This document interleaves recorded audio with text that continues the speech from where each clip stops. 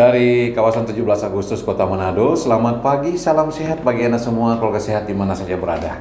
Ya, di kesempatan pagi hari ini setiap Kamis di pukul 10, seperti yang kami informasikan, kami selalu menghadirkan program talk show kesehatan. Dan untuk edisi 1 Agustus di lembaran pertama bulan Agustus 2024 ini akan ada satu topik yang ini update ya untuk kehidupan kesehatan yang ada di tengah-tengah orang-orang Manado, Sulawesi Utara dan pada umumnya, yaitu tentang asam urat. Nah, kalau bisa tentang asam urat, kita kepikiran dengan beberapa penyakit yang berhubungan dengan sendi, kemudian juga rasa-rasa tidak nyaman pada organ-organ yang lainnya. Dan di studio sudah hadir untuk narasumber kita yang akan memberikan penjelasan dengan tuntas, yaitu Dr. John Walando, spesialis penyakit dalam Vinasip. Ya, langsung kita sapa kehadiran Dr. John. Selamat pagi, Dr. John. Ya, selamat pagi. Selamat pagi buat semua pendengar radio Suara Sehat. Harapan tentunya sehat dan semakin sehat dengan mendengarkan siaran radio ini. Kesehatan makin optimal ya. Ya. Setuju sekali, Dok. Nah, kalau minggu lalu dokter hadir di studio ini menyampaikan informasi tentang hipertensi ya. Tapi pagi hari ini akan menyampaikan tentang apa dan bagaimana tentang asam urat. Oh ya, sebagai informasi juga, dalam keseharian Dr. John Walando, spesialis penyakit dalam, bertugas sebagai ASN di Rumah Sakit Umum Daerah ODSK Provinsi Sulawesi Utara sebagai Wakil Direktur Bidang Pelayanan Medik dan Keperawatan. Oke, Dok, langsung kita ini ya, membedah sedikit. Ini asam urat, orang bilang kalau orang Manado itu sangat-sangat familiar. Apa sebenarnya asam urat itu, Dok? Ya, baik. Terima kasih.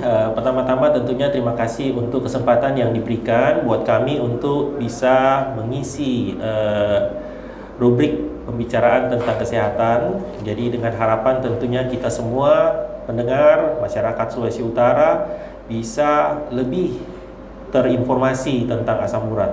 Ya, untuk asam urat itu sendiri adalah suatu penyakit metabolik. Jadi yang diakibatkan masalah metabolik ya. Jadi tentu karena bicara metabolik sangat berhubungan dengan pola makan, gaya hidup. Walaupun di sana ada peran genetik ya, peran genetik ada.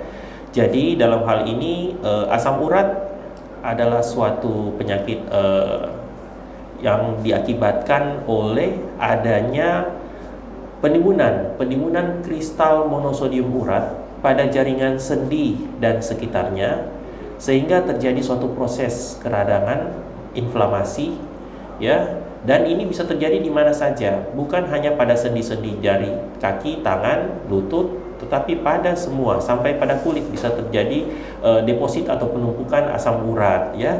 Dan asam urat ini seringkali dihubungkan dengan penyakit ginjal kronik. Kenapa? Karena peningkatan kadar asam urat dalam darah dapat menyebabkan kerusakan pada ginjal dan berkembangnya penyakit ginjal kronik. Nah, untuk itu kita perlu memahami apa definisi, gejala, dan tentunya pengobatan yang sebenarnya bagaimana.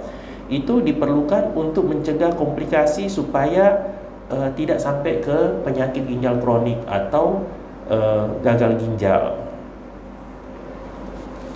Nah, kita teruskan untuk asam urat sendiri. Apa sebenarnya itu asam urat? Gitu ya. Asam urat itu adalah suatu produk akhir metabolisme. Jadi asam urat itu yang orang di sini bilang supi-supi, ya. Supi itu ada timbunan asam urat yang terjadi akibat akhir dari produk metabolisme purin yang ditemukan sebagai akibat dari pola makan. Tadi kan dihubungkan dengan lifestyle, pola makan, sering makanan-makanan daging, seafood ya, itu banyak mengandung asam urat. Di samping itu kadar asam urat itu akan meningkat. Jadi peningkatan kadar asam urat itu dapat melebihi normal dan menyebabkan terjadinya ada kristal-kristal mengedap pada sendi dan jaringan sekitarnya, dan itu menyebabkan suatu peradangan dan rasa sakit ya. Bisa dilihat pada orang yang mengalami penyakit asam urat yang lama, itu pada sendi-sendinya itu ada timbul benjolan-benjolan ya pada yang sudah menderita lama dengan asam urat ya. Dan untuk lanjutnya perlu kita ketahui tentunya kenapa, apa sih sebenarnya yang faktor yang mempengaruhi. Seperti sudah disampaikan di awal tadi bahwa di samping gaya hidup, pola makan, pesta-pesta, minum alkohol, ya, ada faktor genetik, ya, ada faktor genetik sehingga itu perlu kita antisipasi, ya. Jadi bukan hanya sekedar mengatasi pola makan, diet, tetapi di sini ada faktor genetik yang harus kita waspadai karena itu akan berpengaruh terhadap proses metabolisme asam urat di dalam tubuh kita. Saya kira itu untuk sedikit tentang asam urat, ya. Ya, baik dok. Jadi kalau dikatakan seperti pengertian yang awal tadi itu dok, asam urat itu sebenarnya memang ada ya di setiap orang. Ya, betul. Asam terproduksi. Tetap ada sebagai satu produk metabolisme. Jadi asam urat itu adalah suatu produk metabolisme yang memang normalnya ada dan pada kadar tertentu dalam nilai range normal, yaitu pada pria di bawah 7 atau sama dengan 7 dan pada wanita itu nilainya 6. Nah, yang jadi masalah bila mana kadar asam urat itu sudah lebih dari normal, dia akan terjadi penumpukan pada jaringan sendi dan sekitarnya dan dia akan merusak jaringan sendi, ya. Nah, di situ akan menimbulkan proses inflamasi, peradangan dan otomatis timbullah rasa nyeri. Jadi karena dia kelebihan, jadi otomatis terakumulasi. Ya, dok, barangkali bisa diberi penjelasan pada kondisi-kondisi bagaimana sehingga asam urat ini akan naik.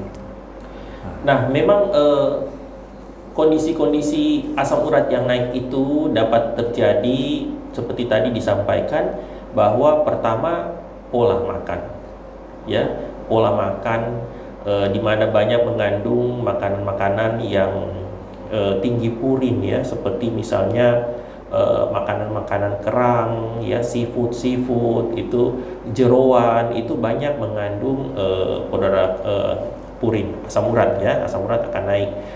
Di samping itu termasuk dalam gaya hidup termasuk adalah pola konsumsi air, kita kurang minum air, ya. Jadi dalam kehidupan sehari-hari asupan airnya kurang, ya. Tapi dalam kesehariannya juga seringkali walaupun kita sudah makan sudah kurang yang asam urat, jadi kurang makan yang jeroan, sudah diatur semua makanan, sudah diet, sudah bagus, tetapi kenapa toh asam urat itu ada? Nah, ini yang sering kita harus ingat, asam urat itu terpaut genetik. Jadi kita orang yang punya orang tua, punya kakek yang dengan asam urat tinggi, hati-hati karena itu bukan cuma warisan budel, tetapi asam urat pun diwariskan gitu. Nah, terlebih jangan melihat bahwa oh asam urat itu kok opak, ibu-ibu enggak apa-apa. Ibu-ibu juga, wanita juga bisa kena asam urat, apalagi metabolisme setelah mendapatkan proses setelah menopause itu, di mana hormon-hormon tidak seperti awal lagi, terjadi perubahan hormonal, akan berpengaruh terhadap metabolisme purin, asam urat, dan sehingga keluhan-keluhan itu bisa terjadi juga pada wanita. Jadi asam urat itu tidak mutlak pada pria, tetapi bisa terjadi pada pria dan wanita, ya. Nah, nanti mungkin lebih jauh lagi karena kita kan sering mendapatkan keluhan nyeri sendi. Orang kadang-kadang nyeri sendi, oh supiko itu, atau oh asam urat itu kuat. Jadi sebenarnya kita bisa melihat memang peradangan pada sendi itu tidak spesifik, ya. Memang secara umum kita bisa melihat penyakit-penyakit sendi itu atau radang pada sendi itu bisa macam-macam. Dan memang asam urat ini merupakan salah satu penyebab terjadinya peradangan pada sendi. Ya, ditandai itu apa? Nyeri sendi, ya. Keluhan adalah nyeri, pembengkakan, kekakuan sendi terutama pada jari kaki, tumit dan lutut, ya. Di sana nyeri ada terjadi peradangan tentunya, ya. Terlihat merah, panas, ya. Dan kadang-kadang sampai ada yang bilang sedangkan angin tiup pun sakit, ya, karena sangat nyeri, ya. Di samping itu tanda dan gejala asam urat itu kita bisa lihat pada kelangsungan tidak dilakukan intervensi pengobatan secara tepat. Jadi jika tidak dilakukan intervensi atau pengobatan secara tepat, asam urat ini akan mengakibatkan ya penumpukan pada sendi dan ginjal. Itu yang menyebabkan terjadinya batu ginjal, batu asam urat yang terbentuk di ginjal dan menyebabkan bukan hanya nyeri pinggang, bukan hanya nyeri berkemih karena dia tersumbat pada saluran kemih, tetapi merusak ginjal itu sendiri, ya. Di samping asam urat itu, ya kita secara kosmetik itu yang kita lihat kalau ada orang dengan sendi-sendinya sudah bentol-bentol, itu TOFI ya, namanya TOFI, di mana per definisi TOFI itu adalah deposit kristal asam urat yang terjadi di bawah kulit seperti yang disampaikan tadi. Jadi ada benjolan keras, kemudian biasanya kalau dia pecah keluar seperti warna bubuk putih, itu kristal-kristal putih. Ya, saya kira demikian sedikit cerita asam urat. Ya, oke. Nah, dokter menyebutkan tadi ini semacam apa ya? Studi lapangan juga bahwa memang kebiasaan-kebiasaan yang menunjang itu bisa kita temui sehari-hari ya, seperti kata dokter, makanan, kemudian juga kebiasaan minum alkohol dan sebagainya. Nah, kalau dari apa ya dok, penelitian sendiri untuk Sulawesi Utara ini kita ingin kepo, kira-kira untuk data yang menyebutkan untuk penyakit ini di Sulawesi Utara? Memang kami di sini mempunyai satu spesifik untuk penyakit ginjal kronik ya. Penyakit ginjal kronik kalau secara internasional itu data penyebab penyakit ginjal kronik adalah dominasi dari diabetes, hipertensi ya. Namun kami di Sulawesi Utara itu salah satu penyumbang terbesar adalah penyakit asam urat. Penyakit asam urat ini berhubungan dengan penyakit ginjal kronis sebenarnya bukan secara direct, secara langsung, tetapi kita bisa melihat bahwa akibat dari asam urat itu sendiri, di mana pemahaman masyarakat yang kurang terinformasi dengan baik, sehingga mengkonsumsi obat-obat penghilang nyeri. Nah, ini yang meningkatkan jumlah kesakitan, jumlah dari penyakit ginjal kronik akibat penggunaan yang kalau dalam bahasa kedokterannya disebut NSAID ya. Jadi itu non steroid anti-inflamasi drug, itu obat-obat anti-inflamasi non steroid yang mengakibatkan kerusakan pada ginjal. Nah, ini cukup tinggi ya. Kita cukup tinggi di Sulawesi Utara. Saya kebetulan bekerja sehari-hari di bagian di tempat pelayanan terapi pengganti ginjal. Nah, di sana kita bisa melihat bahwa proporsional itu hampir mencapai 60% pasien dengan komplikasi tersebut. Jadi karena itulah pada kesempatan ini diharapkan kita lebih waspada, kita lebih bisa memahami bahayanya penggunaan obat-obat antiinflamasi. Jadi kita harus lebih berhati-hati terhadap penggunaan obat-obat yang menghilangkan nyeri. Nah, untuk itu konsultasilah ke dokter yang tepat gitu. Jadi harus konsultasi ke dokter dan kita harus memahami ya secara general, secara umum dapat saya sampaikan di sini, kita harus mengetahui sebenarnya pada proses asam urat ini atau penyakit ginjal kronik penyakit gouty arthritis ini atau orang bilang SUPI, kita harus pahami ya secara sederhana bahwa hal yang perlu digarisbawakan di sini, hal yang perlu ditekankan di sini, ada dua mekanisme yang harus betul-betul kita pahami. Pertama, penimbunan kadar asam urat di dalam tubuh kita. Kedua, proses inflamasi atau peradangan yang terjadi yang menyebabkan nyeri. Karena dalam kondisi sekarang ini seringkali masyarakat hanya terpikir atau titik beratkan pengobatan pada nyeri saja. Jadi seringkali pengobatan yang dilakukan itu yang penting hilangkan nyeri. Sebenarnya ada dua, di samping menghilangkan nyeri kita harus turunkan kadar asam urat dalam darah kita. Jadi menghilangkan nyeri betul hilang sesaat waktu itu hilang nyeri, bisa aktivitas, tetapi primer masalah utamanya, titik permasalahannya yaitu tingginya kadar asam urat dalam darah itu harus diturunkan. Jadi memang mau tidak mau memang untuk kadarnya itu memang harus diturunkan. Ya. Nah dok, sebelum ke cara menurunkannya, sehubungan dengan penjelasan yang baru saya dokter sebutkan tadi, jadi kalau misalnya seorang mau dikatakan dia menderita asam urat yang meningkat, apa nih gejala yang paling khas gitu? Ya, memang menyangkut gejala paling khas pada setiap orang itu biasanya ditandai dengan mulai adanya peradangan pada sendi. Namun nilai ambang pada respon tiap manusia itu akan berbeda. Itulah uniknya kita tubuh manusia ciptaan Tuhan ini, bahwa setiap orang mempunyai respon berbeda. Kita melihat bahwa saya di lapangan dalam hal ini di rumah sakit bekerja sebagai dokter ya. Kadang orang ada dengan asam uratnya sudah 10 tenang-tenang saja dia jalan gitu. Ada yang sudah mengalami peningkatan asam urat baru 7,8, baru 8 sudah teriak-teriak kesakitan. Nah, ini memang nilai angka tidak pasti. Namun kita bisa tahu bahwa setiap ada peradangan pada sendi dengan lifestyle yang memang suka minum alkohol, kemudian makan jeroan, makan makanan yang kerang-kerang, jadi ada kemungkinan asam urat meningkat. Nah, untuk pasti dan baiknya masyarakat sekalian sebaiknya lakukan pemeriksaan darah ya, pemeriksaan laboratorium.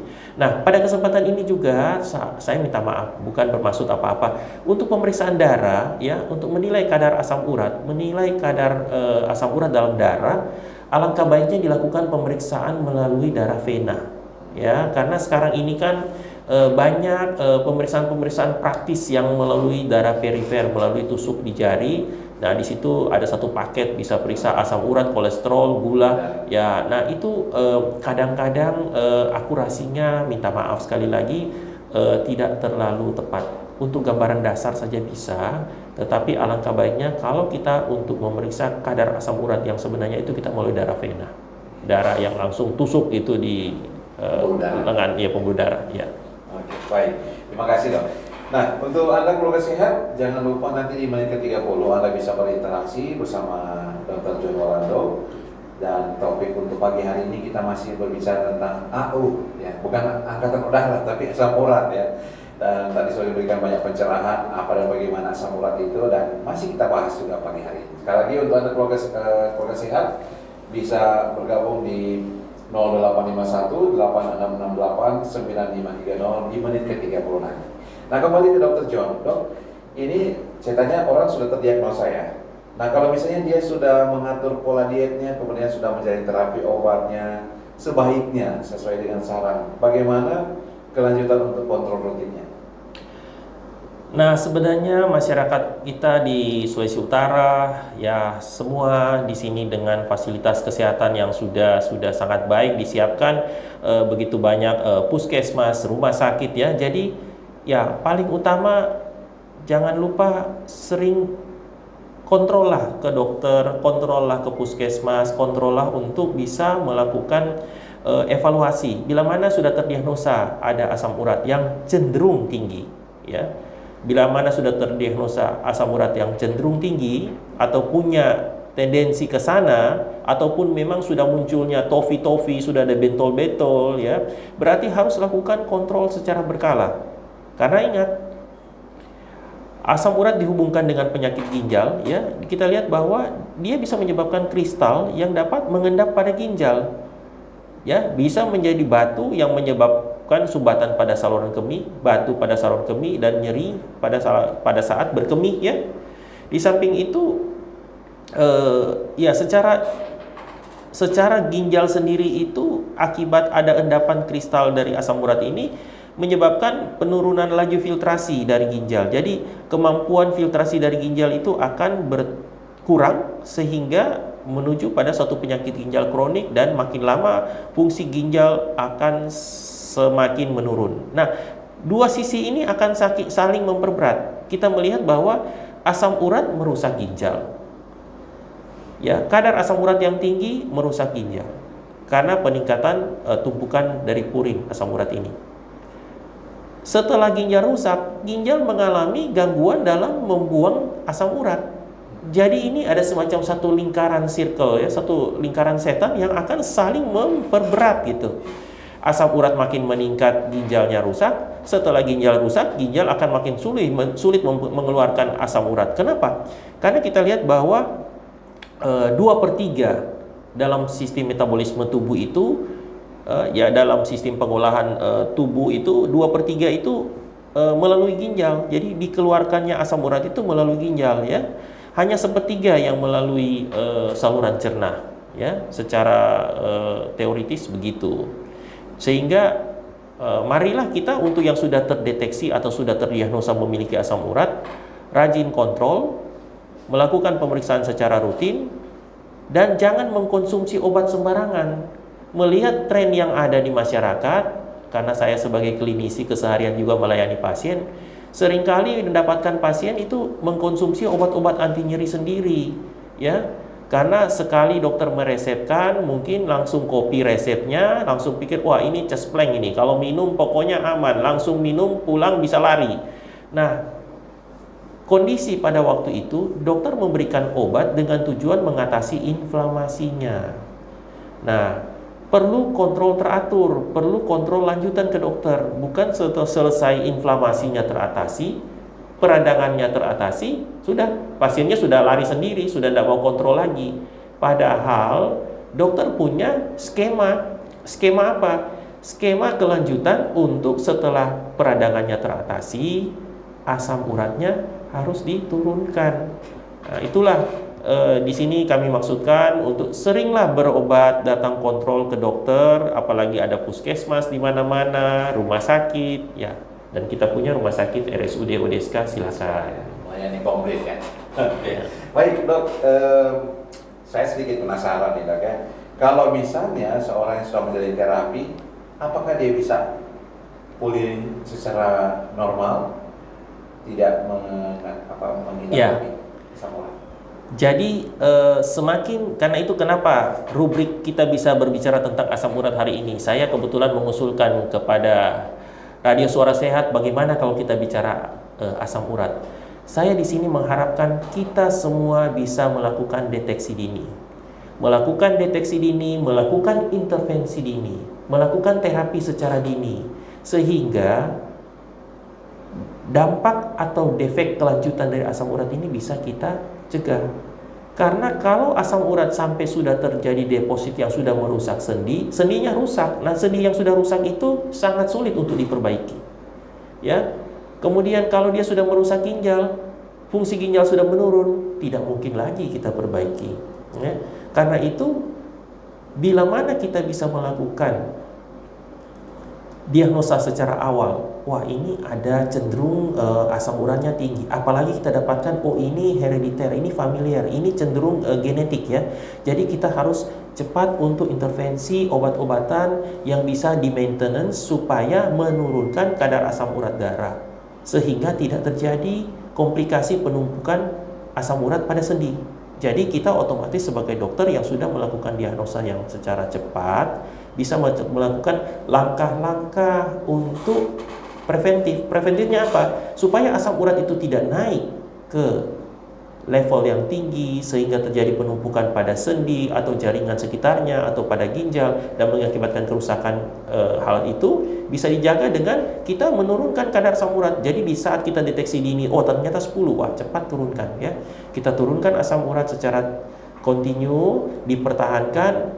Jika dalam keadaan normal asam uratnya, komplikasi itu bisa dihindari. Jadi kerusakan sendi bisa dicegah, kerusakan ginjal bisa dicegah. Nah, itulah kita harapkan di sini kita bisa melakukan pengobatan secara dini jika terdeteksi asam urat tidak normal.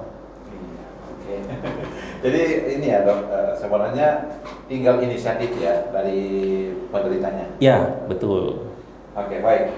Dan Suara Sehat di beberapa 5 menit ke depan lagi kami akan segera buka untuk line telepon bagi Anda yang ingin berinteraksi di 0851 8668 9530. Sekali lagi 0851 8668 9530 untuk Anda yang ingin bertanya atau menyampaikan pendapat atau tanggapan mengenai topik pagi hari ini tentang asam urat. Nah, kembali ke Dr. John Malando, spesialis penyakit dalam. Dok, tadi disebutkan bahwa faktor genetik itu pengaruhnya itu cukup besar ya untuk timbulnya penyakit pada seseorang, walaupun mungkin dietnya bagus atau misalnya makanan minumannya itu terkontrol. Menurut dokter mungkin bisa lebih diperinci kenapa ya, supaya untuk orang yang keingat, aduh tapi mama papa pernah asam urat oma opa, mungkin bisa lebih pencerahan supaya bisa antisipasi lah gitu.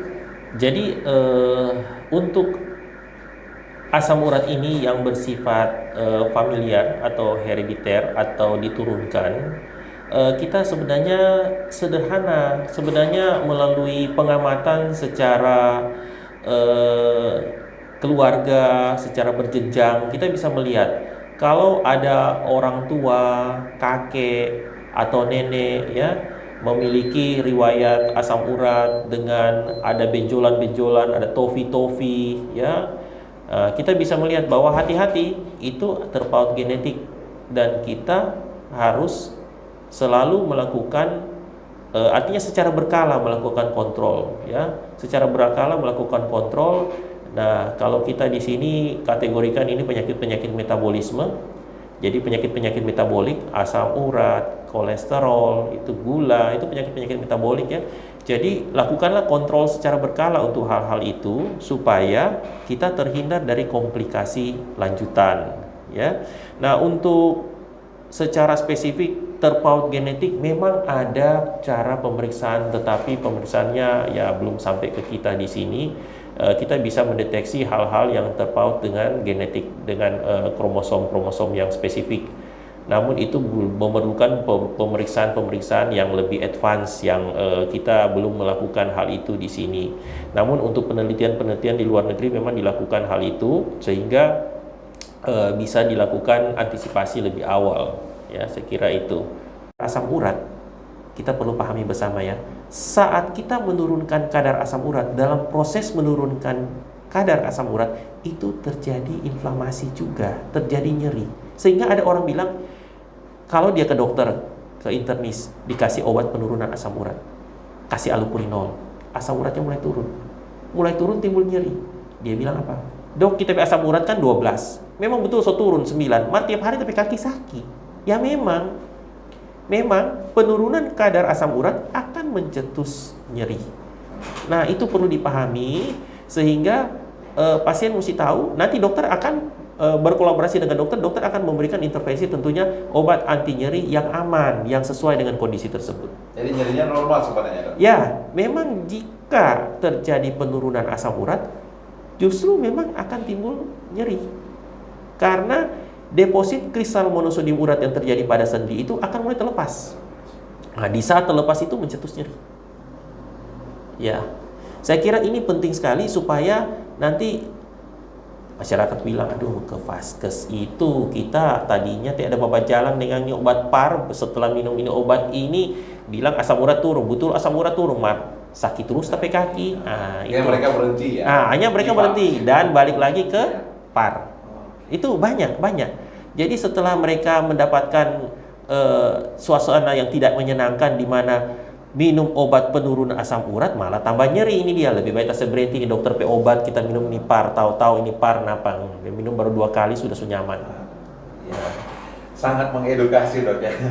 Dan ini memang realita yang disemui di masyarakat bahwa mereka seringkali menggunakan obat-obat racikan yang hanya mencari efek instan. Efek secara instan. Iya, instan. Kebanyakan maunya instan. Tapi ya, efek jangka panjangnya itu yang memang betul. Sampai pada hal yang fatal. Fatal, ya. Baik, Dr. John, waktu yang disediakan memang. Ya, saya kira sudah. Ya. Masih banyak yang bisa kita eksplor, bisa kita bahas, dan juga tadi telepon masih terus berdering untuk menanyakan dari para penanggap.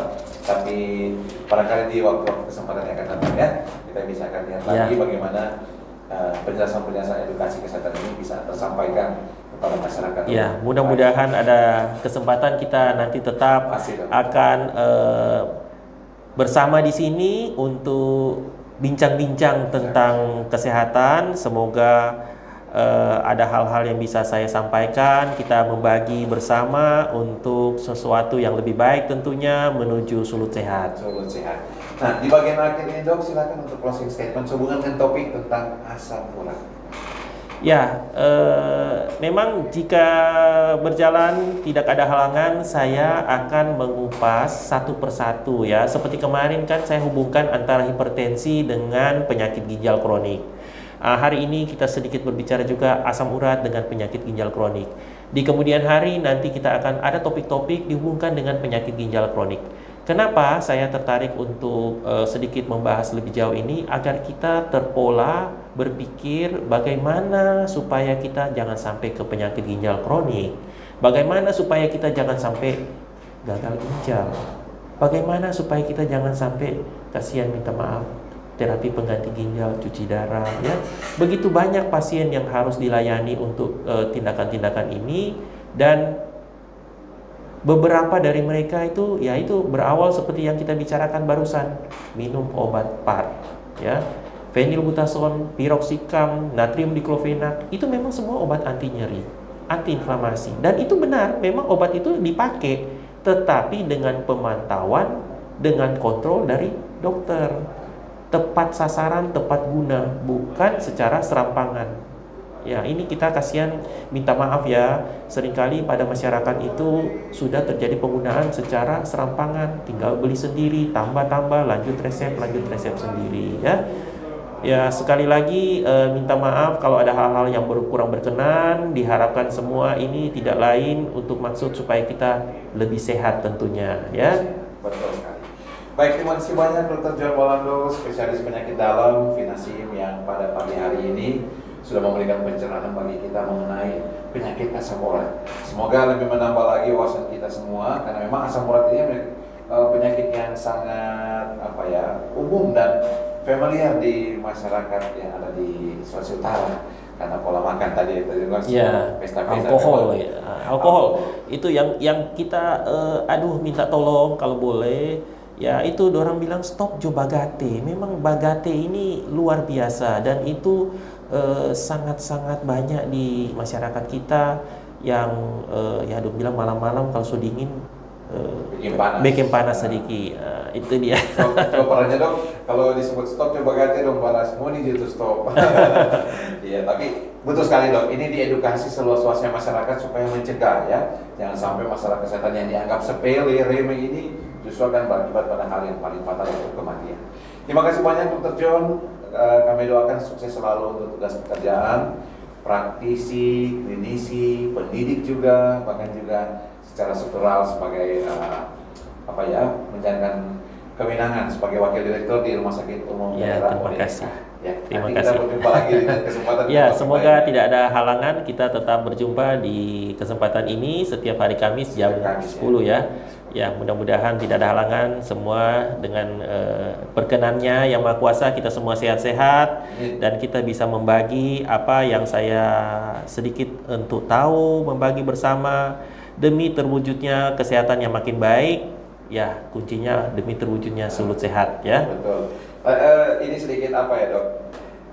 Ada teman bilang begini, Pak, udah pada Dr. John jangan di unitnya mau dialisa. Iya, tapi jangan. ketemunya di udara seperti ini. Lebih baik di udara kita bertemu, tidak apa-apa. Kita bahas semua tentang penyakit di udara, jangan ketemu di ruang hemodialisa. Minta ampun, jangan, kasihan. Jangan kasihan. Semua harus sehat-sehat ya. Sehat. Ya, itu doa kita bersama. Makasih banyak Dr. John Walando, dan untuk semua keluarga sehat, terima kasih banyak partisipasi Anda, baik sebagai penanggap langsung maupun sebagai penyimak ya, untuk program talkshow kesehatan yang kami hadirkan setiap hari Kamis di pukul 10 pagi. Akhirnya dari kawasan 17 Agustus, saya Ferdinand yang bertugas mengucapkan terima kasih. Kita akan jumpa lagi di lain kesempatan. Jaga kesehatan Anda dan salam sehat.